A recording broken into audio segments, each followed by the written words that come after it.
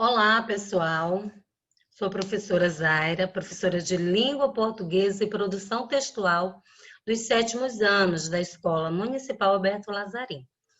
Hoje nós vamos abordar na nossa aula figuras de linguagem. Quero começar explicando para vocês o que são as figuras de linguagem. As figuras de linguagem, elas são recursos expressivos que usamos no nosso dia a dia, né, para brilhantar ou os nossos textos ou mesmo a nossa fala. Fazemos uso das figuras de linguagem, mas muitas vezes não nos damos conta que estamos fazendo uso. Normalmente, as figuras de linguagem, comumente, são encontradas em textos literários, né? Textos poéticos, né?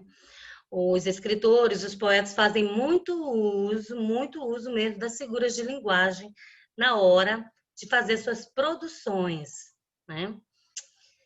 Mas, porém, é possível fazermos uso delas no dia a dia, né? Por que nós vamos tratar especificamente da metáfora e da comparação aqui na aula? Porque é um assunto que está sendo abordado na página 102 do livro do aluno, páginas 102 e 103. Temos que ver as duas porque uma é muito parecida com a outra. Normalmente os alunos confundem metáfora e comparação.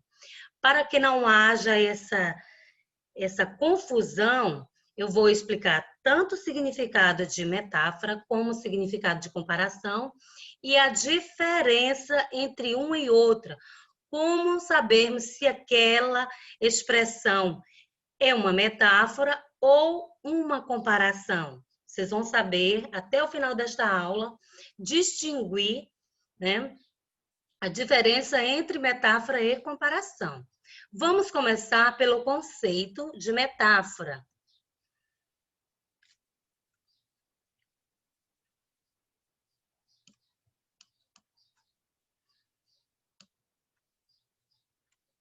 Metáfora é uma figura de linguagem em que se verifica uma comparação implícita, isto é, sem conjunções ou locuções conjuntivas comparativas. A metáfora designa coisas, objetos ou uma qualidade por haver entre ambas uma relação de semelhança. Ah, professora, eu não entendi. Eu explico para vocês. O que é algo implícito? Ela é uma comparação implícita, porque no corpo da frase, né, da oração, você não vai encontrar nenhuma locução, nenhuma conjunção comparativa, certo? Ela é uma comparação, porém, ela não aparece de forma clara no corpo do texto, fica de forma implícita. A palavra implícita quer dizer ali, ó, subentendido entre, né, os termos da oração. As conjunções elas ficam subentendidas no corpo da oração ali, entre os termos, né? Normalmente empregamos as metáforas, né, comparando alguma coisa com outro por haver uma semelhança, uma certa aproximação de semelhança. Então, vamos seguir mostrando alguns exemplos para vocês. Eu escolhi exemplos bem mais usados no dia a dia para vocês saberem que fazemos uso, sim, das metáforas. Observe os exemplos. Ele tem uma vontade de ferro. Ele tem uma vontade de ferro. Esse termo aqui foi empregado ao outro, juntou-se, para designar, né, uma vontade forte como a do ferro, certo? Devemos saber os significados, né? As metáforas, elas comparam e aí você tem que fazer, né, essa dedução do que o autor quis dizer com aquela frase, né? Gabriel é um gato. Subtém-se a beleza felina, ou seja, compara-se a beleza de Gabriel com a beleza do gato, com a beleza felina, né? Lucas é um touro. Compara-se, ou seja, subtende-se a força do animal, o touro, né, com a força de Lucas. Fernando é um anjo, subtém-se a bondade dos anjos, ou seja, compara-se a bondade de Fernando com a bondade dos anjos. Deu assim para vocês verem que esses exemplos aqui são frases que normalmente nós usamos até no nosso dia a dia, né, no nosso cotidiano. E nem nos damos conta que estamos, né, empregando metáforas, às vezes, nas nossas falas, né? Ou quando estamos escrevendo textos. Como eu falei, as metáforas, as figuras de linguagem no todo, elas são muito usadas em textos literários, porém, fazemos uso delas no dia a dia também. Vamos observar outros exemplos de metáfora e vamos, né, tentar compreender o significado. O que o autor quis dizer ali, fazendo as comparações entre uma coisa e outra. Veja esses exemplos aqui, ó. Seus olhos são duas jabuticabas. O autor aqui quis comparar a beleza dos olhos da pessoa amada com a fruta jabuticaba. Vocês já viram a jabuticaba? É uma fruta muito bela, né? Gente, jabuticaba está escrita aí com O, também é escrita com U. Jabuticaba e jaboticaba, as duas formas estão corretas, certo? Então, nessa frase aqui, o autor comparou a beleza dos olhos da pessoa amada com a fruta da jabuticabeira. Ludmila é fera em matemática. Por que Ludmila é fera? A gente diz que alguém é fera quando a gente quer dizer... Vocês sabem, as feras são seres vorazes.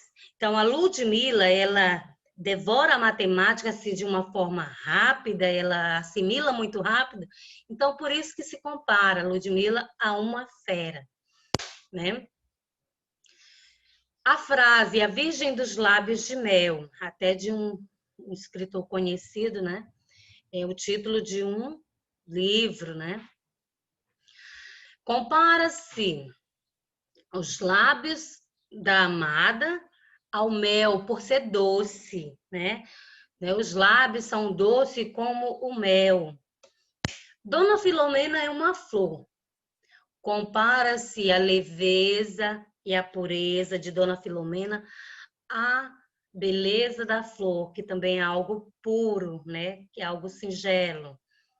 Gostaram dessas metáforas? São um pouco mais, né, ousadas, diferente daqueles primeiros exemplos que eu passei agora há pouco. Então, vamos seguir agora para o significado da comparação e também veremos, né, a diferença entre comparação e metáfora. São duas figuras de linguagem diferentes uma da outra, são semelhantes, mas há um simples detalhezinho que eu vou explicar, onde vocês perceberão a diferença na hora de fazer uma assimilação, se é uma metáfora ou uma comparação, vocês vão ter um pequeno termo que vai diferenciar uma da outra. A comparação é uma figura de linguagem que consiste na ideia de relacionar dois termos diferentes numa mesma oração, com o intuito de reforçar ou enfatizar a mensagem a ser transmitida. Comparação, como o próprio nome já diz, compara uma coisa a outra, um ser a outro, certo? E na comparação, a grande diferença está nas conjunções comparativas, no corpo das frases, onde há uma comparação, essa figura de linguagem, nós encontraremos claramente, de forma explícita, as conjunções comparativas ou locuções comparativas. Vou mostrar para vocês agora nos exemplos. Vejamos os exemplos de comparações, né, nas frases comparativas. Aqui.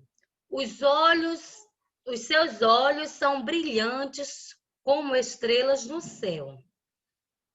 Vocês lembram que eu falei que é fácil distinguir a comparação da metáfora?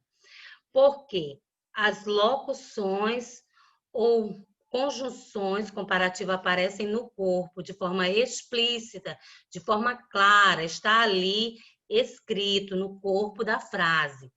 Aqui, por exemplo, nós temos a conjunção como. Aqui, ó, ligando o primeiro termo da oração ao segundo.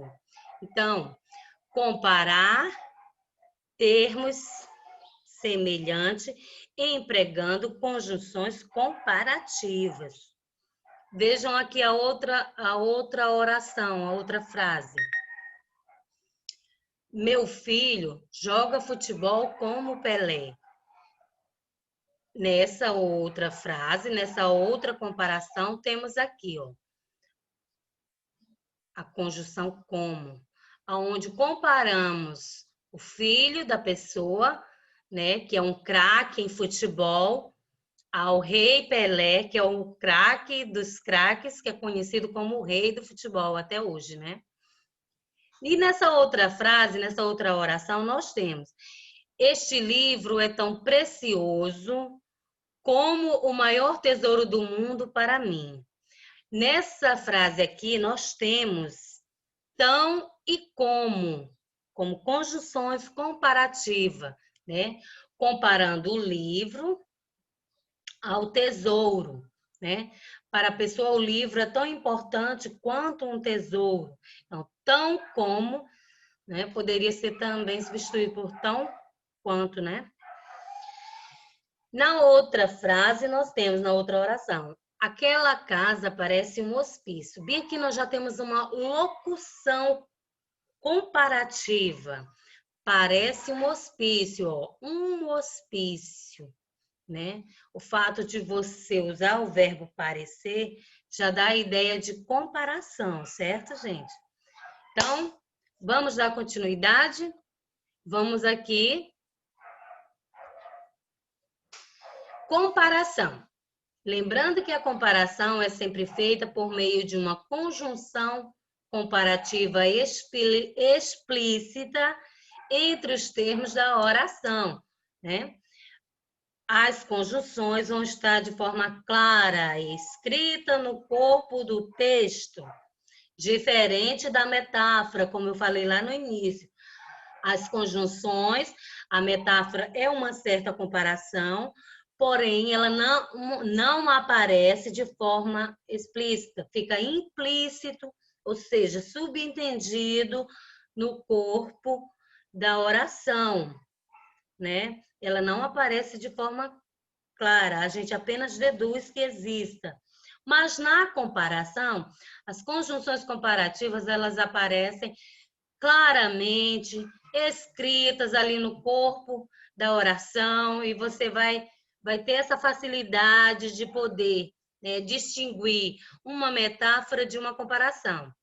As metáforas parecem muito com as comparações, porém o que distingue uma da outra são as conjunções comparativas, que na comparação elas aparecem de forma clara e explícita, e na metáfora elas ficam subentendidas, apenas deduzimos que elas estão ali, mas não estão escritas.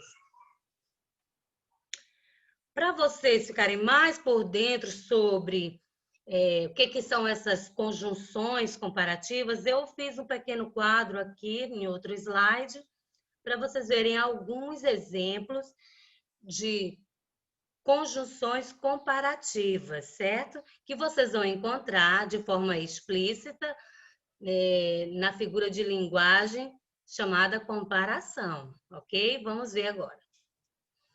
Aqui está. Principais conjunções comparativas. Que, do que, depois de mais, menos, maior, melhor e pior, qual, tal qual, quanto, como, depois de tanto, assim como, bem como se e que nem. Essas expressões são conjunções comparativas.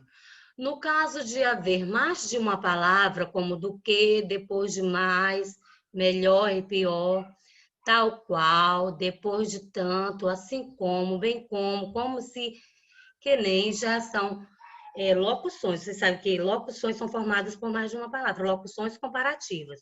Quando for apenas uma palavra, é uma conjunção comparativa.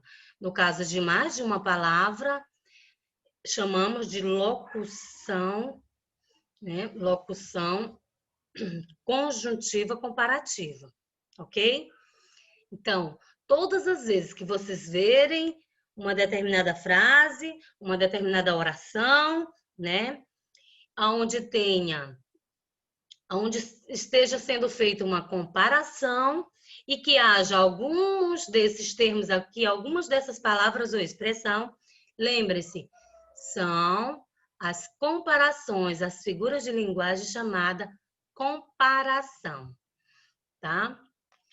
E para finalizar a nossa aula de hoje, eu gostaria de dizer a vocês que o exercício desse conteúdo encontra-se, né, a atividade encontra-se na página 102 e 103 do livro do aluno, livro do 7º ano, como estive falando logo no início.